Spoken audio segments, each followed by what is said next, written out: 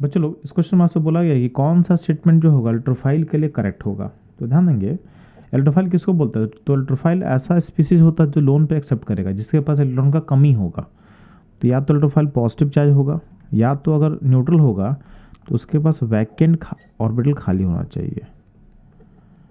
तो vacant orbital जो होना चाहिए खाली होना चाहिए। बात समझ में आया? या तो पॉजिटिव होगा या तो ऑर्बिटल क्या होगा, वैकेंट होना चाहिए, खाली होना चाहिए। ठीक है, तो आप देखोगे आपका जो स्टेटमेंट सी है तो उसमें बोला हुआ इलेक्ट्रोफाइल कैन आइदर न्यूट्रल और positive charge species which can accept pair of electron, यानी इलेक्ट्रोफाइल आपका इलेक्ट्रॉन एक्सेप्ट करेगा। क्यों? उसके पास इलेक्ट्रॉन का कमी है, उसके पास डेफिशिएंसी है।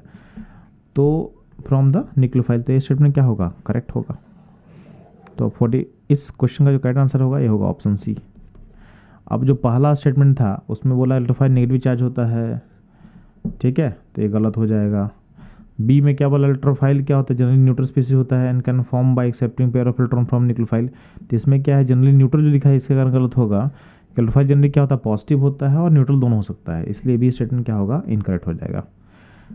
डी ऑप्शन में क्या बोला हुआ है, electrophile is a negatively charge species, फिर ये गलत हो जाएगा। बात समझे? तो ये था इस क्वेश्चन का सॉल्यूशन। मूव करता हम लोग नेक्स्ट क्वेश्चन में।